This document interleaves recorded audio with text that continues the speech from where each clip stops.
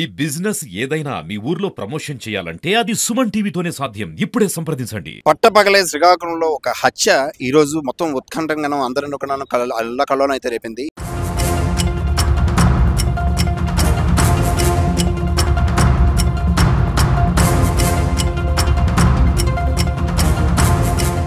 ఈ రోజు శ్రీకాకుళంలో ఉన్నటువంటి హత్య కేసు చూసినట్లయితే ఇక్కడ చూడండి, గోపి అనే వ్యక్తిని బండి మీద వస్తుంటే పట్టపగలు మధ్యాహ్నం సమయంలోని రోడ్డు మీద నేషనల్ హైవేకి ఆనుకొని రోడ్డు మీద దుండగులు అయితే ఆపి హత్య చేసే ప్రక్రియ అయితే ఇక్కడ జరిగింది.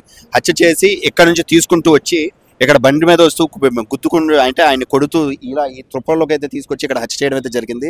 చూస్తే ఈరోజు ఈ పరిస్థితి పట్టపగలు కూడా అందరూ కూడా ఉంటుండగానే ఈరోజు ఇక్కడ ఈ హత్య చేయడం అనేది మరోసారి అయితే శ్రీకాకుళం మొత్తం ఉలిక్కి పడ్డదని అయితే చూడవచ్చు. అదేవిధంగా ప్రత్యక్ష సాక్షి ఉన్నటువంటి వ్యక్తులు ఏం జరిగిందన్నది వారి మాటలో తెలుసుకుందాం. ఎన్ని గంటల్లో జరిగింది, ఆ టైంలో మీరు ఉన్నారు ప్రత్యక్షంగాను, మీ తాలూకు ఇచ్చినటువంటి వాంగ్మూలం ద్వారానే ఈరోజు కేసు అంతా దర్యాప్తు అయితే జరుగుతుంది. అసలు ఎలా జరిగింది? ఇక్కడ సీసీ రోడ్ వర్క్ అవుతుంది సార్. ఈ పోలినెట్ కాంప్లెక్స్ దగ్గర సీసీ రోడ్ వర్క్ అవుతుంది. అక్కడ అవుతుంటే మేము భోజనం టైం 1 గంటకి భోజనంకి ఇంటికి వెళ్ళాం. భోజనం చేసుకొని మళ్ళీ 2:30 అయింది, 2:20 నిమిషాలు అయింది బయలుదేరి ఇక్కడికి వచ్చేటప్పటికి ఇక్కడే ఉన్నారు సార్. మీకు ఇక్కడ ఈ రోడ్డు దాటి ఇక్కడికి వచ్చాము. ఇక్కడికి వస్తారు, ఇక్కడ ఉన్న వ్యక్తులు అక్కడ వరకు వచ్చి ఆపి ఫిల్ట్ పట్టుకొని లంచా కొడకాను ఎవడనుకుంటాను అని చెప్పేసి అనమాట ఫిల్ట్ పట్టుకొని కొట్టడం మొదలెట్టారు సార్. ఆపినా కూడా ఆగట్లేదు, ఆగకుండా కొడతాండ్రు. మీ ఇద్దరం బండి మీద కింద పడిపోయినాం సైడ్కి. మా ఇద్దరు కాళ్ళ మీద బండి ఉంది, అయినప్పుడు కూడా తోసుకొని లెగిసి ఆపినా కూడా ఈ కింద పడిపోయిన గోపిక ముఖం మీద గట్ట తంతాండ్రు, కర్రలతో గట్ట కొడతాండ్రు. ఆపినా కూడా ఆపలేదు. ఆపకపోతే నన్ను అందరు కూడా పట్టుకొని గట్టి కొట్టేసి నా ఫోన్ తీసుకొని నన్ను అక్కడ వరకు మెడపట్టి బయటకు గంటేసినా కూడా మళ్ళీ వచ్చాను. నా ఫోన్ ఎవడైతే తీసుకుంటే అడి దగ్గర ఫోన్ లాక్కొని మళ్ళీ వచ్చాను. వచ్చి ఆపిన కూడా మళ్ళీ కూడా నన్ను కొట్టి తీసుకెళ్ళి ఇలా కారు అంతవరకు అక్కడ వదిలేశారు. నేను అక్కడి నుంచి సరే నేను ఒక్కడి వల్ల ఆవడలేదు కదని చెప్పేసి మా వాళ్ళకి ఫోన్ చేయడం కోసం అలాగ నా ఫోన్ తీసుకొని అలాగెళ్ళి మా వాళ్ళందరికీ ఇన్ఫర్మేషన్ ఇచ్చాను సార్. మేము వచ్చేటప్పటికి ఇక్కడ బాడీ లేస్ ఇలాగా వెనక్కి తీసుకెళ్ళి వెనక కొట్టి పడేశారు సార్. ఆ రక్తం మడుగులో ఉన్నాడు.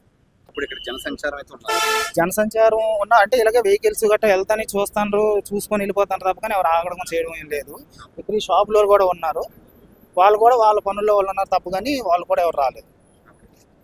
మరి అక్కడ ఎవరు అడిగినా పని ఆగుతురేమో కానీ నాకు ఎవరు అడగలేదు సార్. పూర్వం కూడా ఇదే ఇక్కడ జరిగింది కదా, హత్య జరిగింది ఇదే ప్రాంతంలోని. ఇంతకు ముందు మా ఊర్లో జరిగింది సార్, ఫరీదుపేటలో ఆ రచబండ దగ్గర కోన ప్రసాద్ అనే వ్యక్తిని కూడా ఇలాగే చంపేశారు. మళ్ళీ సంవత్సరం తిరక ముందు మళ్ళీ మా గోపిని చంపేశారు. ఈ హత్యకి కారణం ఏమని మీరు అనుకుంటున్నారు? ఏమైనా గొడవలు కానీ, ఆస్తి గొడవలు కానీ, ఎటువంటి తగాదాలు కానీ ఏమైనా ఉన్నాయా? ఆస్తి గొడవలు అయితే కాదు కానీ రాజకీయ ఇదే సార్. మా చంపిన వాళ్ళు టీడీపీ వాళ్ళు, ఈ వైఎస్ఆర్ పార్టీ. చనిపోయిన గోపి వైఎస్ఆర్ వాళ్ళు, చంపిన వాళ్ళు టీడీపీ వాళ్ళు. చంపిన వాళ్ళు మీరు గుర్తుపడతారా? గుర్తుపడతాను సార్. సో అది మీ స్థానికులేనా లేకపోతే? అందరూ మా గ్రామస్తులే, బయట వాళ్ళు అంటే ఎవరు లేరు సార్. బయట వాళ్ళు ఒక్కరు కూడా లేరు, అందరూ మా ఊరు స్థానికులు గ్రామస్తులు వాళ్ళే ఉన్నారు. ఫరీదుపేటకి చెందినటువంటి సత్తారు గోపి అనే ఆయన రోడ్డు కాంట్రాక్ట్గా చేస్తుంటాడు. ఆయన మీద ఇది కూడా చాలా కేసులు ఉన్నాయి. ఆయన మోటార్ సైకిల్ మీద ఆయన ఇంకొక కోటేశ్వరరావు అన్న వ్యక్తులు కూడా వస్తూ ఉండగా ఈ ఫరీదుపేట హైవే జంక్షన్ నుంచి టువర్డ్స్ హెచ్చర్ల వైపు వస్తూ ఉండగా అదే సమయంలో అక్కడ ఇంతకుముందు ఈ తగుకు మూల కారణం ఏంటంటే ఒక భార్యాభర్తల తగు ఉందండి. ఆ భార్యాభర్తల తగులో ఈ భార్య భర్త కోసం అక్కడ ఉన్నటువంటి గ్రామ పెద్ద ఎంపీపీ దగ్గరికి వెళ్ళారు. వెళ్తే ఎవరైతే భర్త ఉన్నాడో ఆ ఎంపీపీ గారి దగ్గర ఇంట్లో పనిచేస్తారు. వాళ్ళు దానికోసం పంచాయతీ పెట్టి ఆ పంచాయతీలో తగు అంతా కూడా చెప్పారు. ఆమెకు ఆ తగు నచ్చలేదు. చెప్పకపోతే నా భర్తను మీరు నాకు పంపించండి అని ఆమె అడుగుతాను. నేను పంపించను, మీరు ఏదైనా చట్టపరంగా చేయండి అని చెప్పడంతో ఆమె అక్కడ గొడవ పడింది వచ్చి పోలీస్ స్టేషన్లో కంప్లైంట్ ఇవ్వడం జరిగింది. దాని మీద భర్త మీద అక్కడ జరిగినటువంటి గొడవకి సంబంధించి హెచ్చర్ల పోలీస్ స్టేషన్లో భార్యాభర్తల తగు అండ్ 509, 506 ఒక కేసు నమోదు చేయడం జరిగిన తర్వాత ఈరోజు ఆమె చదువుకున్న అమ్మాయి, ఆమె ఎడ్యుకేషన్ సర్టిఫికేట్స్ అన్ని ఇంట్లో ఉండిపోయినాయి, ఆమె బంగారం బట్టలన్నీ ఇంట్లో ఉండిపోయినాయి. దాని నిమిత్తం ఆమె అడిగితే భర్త అక్కడ సహకరించబోయేటప్పటికి ఆమె ఇంటికి వెళ్ళి ఇంటి తాళాలు బదలగొట్టి ఇంట్లో ఉన్న ఆమె సామాను అన్నీ కూడా ఎక్కించుకుని ఇప్పుడు ఈ నేర స్థలానికి ముందుగా ఉన్నటువంటి వాళ్ళ మదర్ ఇంటికి సామాన్లన్నీ తీసుకుని వచ్చింది ఒక బొలెరో వ్యాన్ వచ్చిన తీసుకొచ్చి ఒక ముగ్గురు వ్యాన్ ఓనరు వాళ్ళందరూ కూడా తీసుకుని వచ్చారు. వచ్చిన తర్వాత అదే టైంలో ఈ డిసీజ్డ్ ఆ ఊర్లో నుంచి కోటి ఇద్దరు కలిసి మోటార్ సైకిల్ మీద ఇక్కడ రావడం, అక్కడ వాళ్ళకి వీళ్ళకి ఒక ఆర్గ్యుమెంట్ అనేది జరిగింది. జరగడంతో మీరు అలాగ సామాన్ తీసుకొస్తారు, మీరు ఏంటి అని చెప్పి నేను అడగడము, వాళ్ళు నువ్వు ఇందులో ఎలాగ వస్తావని చెప్పి వాళ్ళు అనుకోవడం, అక్కడ ఆల్టర్కేషన్లో అతన్ని కొట్టేసిన వెంటనే ఆయనతో పాటు ఉన్న కొంతమంది వెనకాల మోటార్ సైకిల్లో కూడా కొంతమంది వచ్చారని మాకు తెలిసింది సమాచారం. అది పూర్తిగా విచారణ చేయాలి.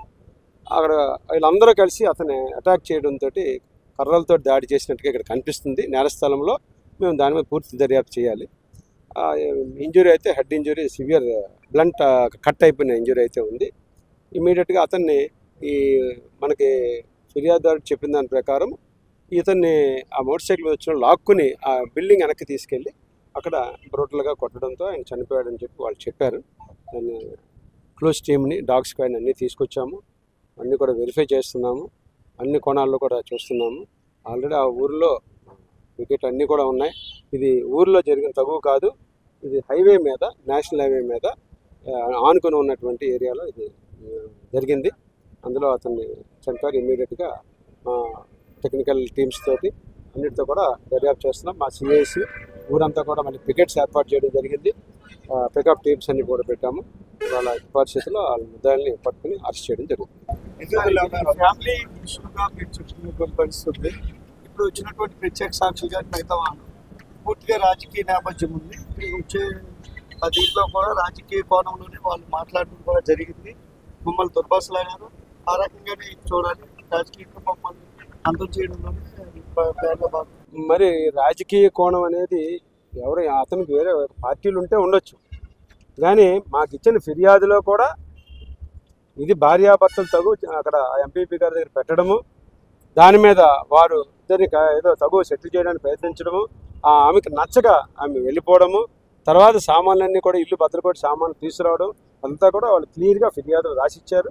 ఆ అంశాలు మీకు చెప్పాను. ఇందులో ఇంకా తీసుకుంటున్నామండి, ఇంకా తీసుకోలేదు. దాని మీద సెర్చ్ పార్టీస్ ఉన్నాయి. మేము ఇమీడియట్గా వాళ్ళ ఇంటి పరిస్థితులు అందరినీ కూడా అదుపులో తీసుకుంటాం. అది ఫరీద్పేట ఊర్లో జరిగిందండి. దాని మీద అందరినీ కూడా యాక్షన్ తీసుకోవడం జరిగింది. ఇది మరి ఆ కోణం అనేది మేము పూర్తి దర్యాప్తు చేస్తే కానీ మీకు నేను చెప్పలేను. ఇప్పుడు ఉన్నటువంటి సగం ఇన్ఫర్మేషన్ మీద మీకు తప్పుడు సమాచారం ఇవ్వకూడదు. అతని మీద ఇప్పుడు ఎవరైతే చనిపోయాడో ఆయన మీద కూడా కొన్ని కేసులు ఉన్నాయి. మరి ఆ కొట్టిన వాళ్ళ మీద ఎన్ని కేసులు ఉన్నాయనేది మేము పట్టుకుంటే అది కూడా విచారణ చేస్తాము. ఎవరు తప్పు చేసిన ఇందులో క్షమించేదేం లేదు. చట్టపరంగా పూర్తి స్థాయి చర్య తీసుకుంటాం. ఎవరెవరు తప్పు చేశారో అందరినీ కూడా చట్టం ముందు నిలబెడతాం. ఇది బ్లంట్ కర్రతో కొట్టినట్టే ఉందండి. ఇక్కడ సీన్లో కూడా 2 ముక్కలు ఉన్నాయి. డెడ్ బాడీ దగ్గర కూడా ఒక ముక్క ఉంది. ఇరిగిపోయినంత ఇదిగానే కొట్టినట్టుగా కనిపిస్తుంది. అది మేము మరి వాళ్ళు దొరికిన తర్వాత ఇంకా ఏంటన్నది మేము సెర్చ్ పార్టీస్ తోటి చుట్టుపక్కల అంతా కూడా వెతుకుతున్నాం. ఇంకేదైనా షార్ప్ ఎడ్జ్డ్ వెపన్స్ ఏమైనా ఉన్నాయేమో కూడా అది కూడా పరిశీలించాం. ఎంతమంది సార్ పాల్గొన్నారు? నాకు తెలిసి ఆ ముగ్గురును 8 మంది వరకు 7-8 మంది ఉన్నారన్నది మాకు వాళ్ళు ఇచ్చిన సమాచారం.